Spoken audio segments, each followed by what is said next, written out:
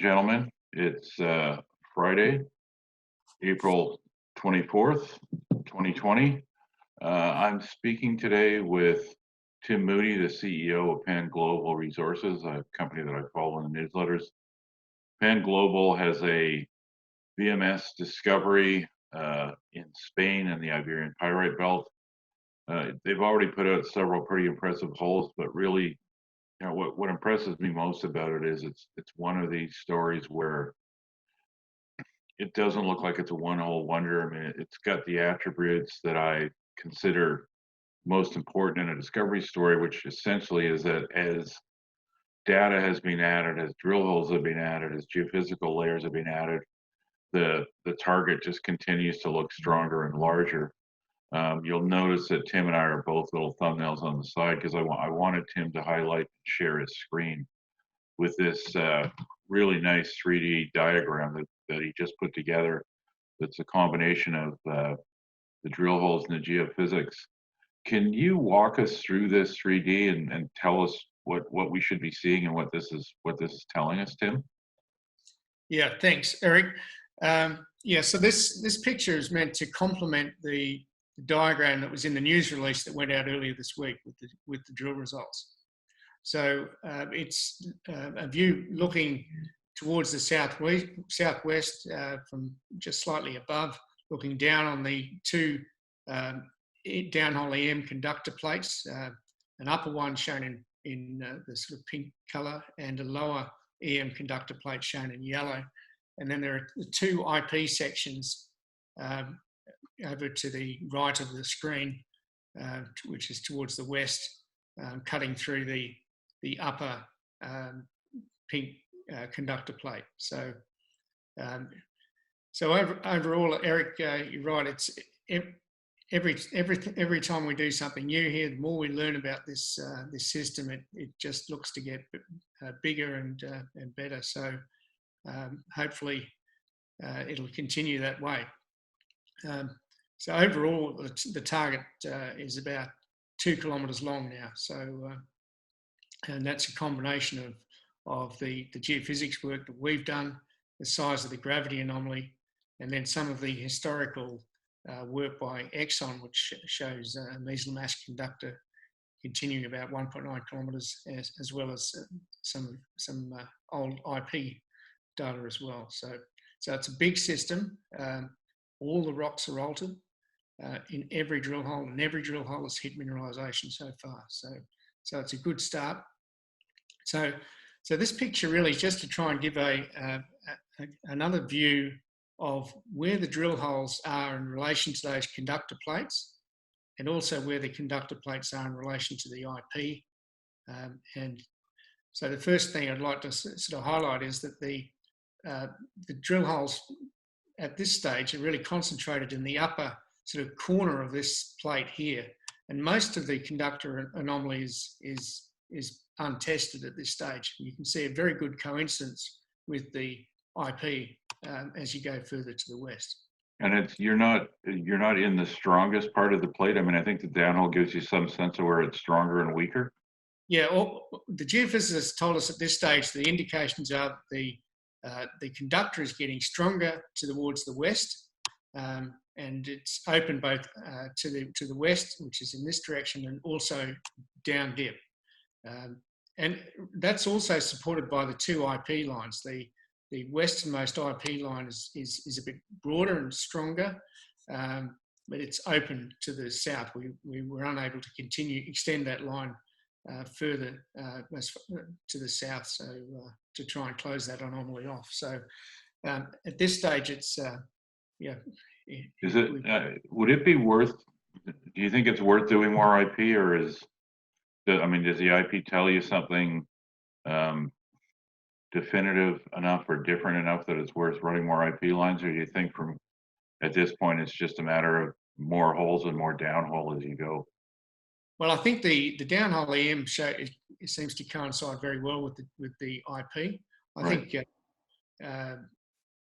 in better times, perhaps we'd be trying to do a lot more geophysics, but I think we've got enough here that we can just keep stepping out with the drill hole, with the drill rig, and and keep testing that IP conductor, the downhole EM conductor, and continue to try and expand the zone and with additional downhole EM as we progress.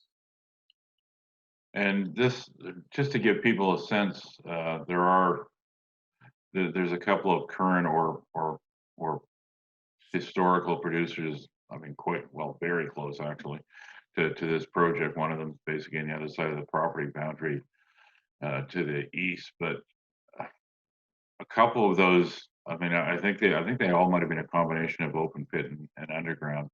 But the ones that were open pit, do you have any sense of what sort of grades they were mining? I mean, to give people some sort of sense of comparison to these very shallow drill holes that you put in so far?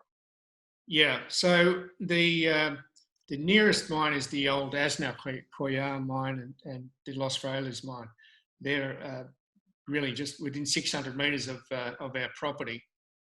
Those were two open pit mines, mining about half to 0.7% copper, something of that order.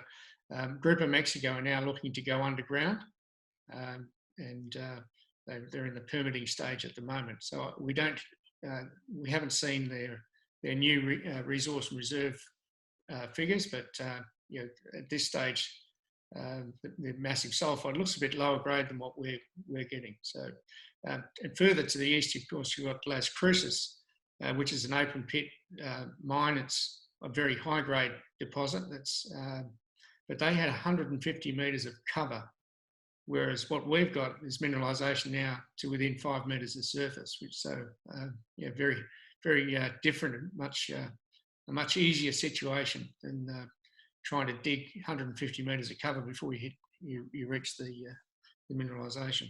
Yeah, if you're interested in VMS, I mean, the Iberian Pyrite Belt is the land of the giants. I mean, it's very well known, obviously, among VMS explorers. I suspect people are a little bit surprised that you're sort of this Johnny come lately who's come in and started hitting good copper holes 10 meters down. It's probably a bit of a head scratcher for some of the competition in the area. But I'm wondering if he can, I don't know if he can, maybe global context is the word, but I mean, I kind of know the answer to this. I'm admittedly throwing you a softball here, but to give a sense of what the Pyrite Belt is like, I mean, worldwide, if you're looking at VMS deposits, generally speaking, the individual zones and even the deposits, they're not particularly large physically. They don't have very big footprints, right? I mean, it's really the density is what gets you the tonnage with these things. Yeah, that's right. You can fit a 20 or 30 million ton ore body in about half a kilometre strike by the dimensions now, but fit 500 metres by 500 metres. Typical massive sulfide densities, you can fit a pretty valuable ore deposit. And and the other thing that's coming up, I mean, I think you knew or suspected this all along, but I guess it's coming into focus now that you've got a chance to get holes down and do downhole right there. I mean, you talked about the upper and the lower zones, the sort of the magenta and the yellow zones on this map. You've seen enough, and from where those are positioned, that for sure you're essentially dealing with two stratigraphic layers. I mean, how far apart are those? Do you know? Yeah, so we are confident they're two different stratigraphic levels, and they're about 50 to 80 metres apart. At this stage, we've only got the one hole, hole 8, which has gone through the upper and lower plate. Hole 1, our very first hole, stopped short of that conductor plate. We only detected it with the downhole EM after we completed the drill hole. I should say that hole ended in mineralisation. It's at 0.1% tin and nearly 0.5% copper. So it's a pretty compelling target, just sitting right there. One point, Eric, just to come back to your question about grades. Whilst Las Cruces has 5% copper or thereabouts, 6% copper in an open pit, 150 metres to the top of the ore body. Atalaya which is to the west of the old Rio Tinto mine. In their latest corporate presentation, they talk about resource and reserves, nearly 200 million tonnes with a grade of 0.42% copper. So that's open pit. So Okay, well, yeah, you we're definitely got that, and that's one of the things that's come out of this drilling, of course, is that as it turns out, this zone that you're drilling right now turns out to be a bit shallower in terms of dip. I think it's only got about a 30-degree dip, so you can push down dip a fair way before your strip ratio starts getting ugly on this thing. Yeah, that's the hope. So yeah, it's dipping about 30 degrees, 30 to 35 degrees. Now you've got another 3 holes, I think, from this program coming. The plan going forward at this point, I mean, yeah, there's lots to do right in this little spot. I mean, I know you're kind of thinking about designing what the next program is going to look like. Have you got any sense of where you want to go next and in terms of drilling or geophysics or whatever? Yeah, so the next phase will really be stepping out in particularly the east and down dip and up dip as we progress to the east. I think we will also look to drill some more holes towards the west here, and then of course what we want to do is test this yellow conductor just down here as well. So that's a really interesting target. And then of course we have other targets around us here. This IP anomaly here is untested as well. Is there any other data from where that other chargeability anomaly is to the north? Do you have any idea what that is? It's entirely blind. We've got some ideas. The old La Romana mine workings, which is shown on the figure in the latest press release, which is about half a kilometre or so to the west of this section, maybe a bit further than that actually. That looks to be stratigraphically above what we've been drilling here. So whether this is an extension of that's one possibility. But yeah, there's been no exploration really to tell us what that might be. Now, Spain's been hit very hard by the COVID-19 virus, but I think they're starting to open things up again. I mean, you're sort of back in a position where you can, at least in theory, get back to work fairly soon. Yeah. So when the COVID virus started to take off in Spain, they brought in some restrictions, and then soon after that, they put in a full lockdown. But the first stage of restrictions, we were allowed to continue to undertake exploration, and that allowed us to complete our drilling. So fortunately, we finished hole 8 just before they brought in the full lockdown. So about a week and a half ago, the Spanish government lifted the lockdown and allowed those businesses that were operating under those limited restrictions beforehand to restart. So we can actually resume exploration right now. In fact, we went back and completed the downhole EM in hole 8 just last week. So there's yellow. This part here is very new, and so we can drill. We can do all of those things: soil sample, do geophysics, and so on. The only requirement is from the government is that we provide all the personal protection equipment, take all the correct procedures to safeguard people.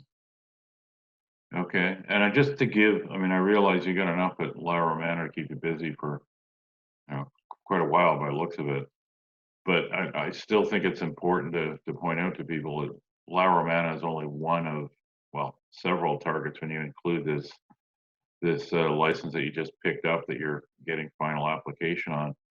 Are there 2 or 3 other areas on the broader concession that you want to highlight as targets to come, I guess? Yeah, well, there's the Cañada Honda target gravity anomaly to the north, which is a big gravity anomaly. It's probably a much deeper target than what we've been looking at here.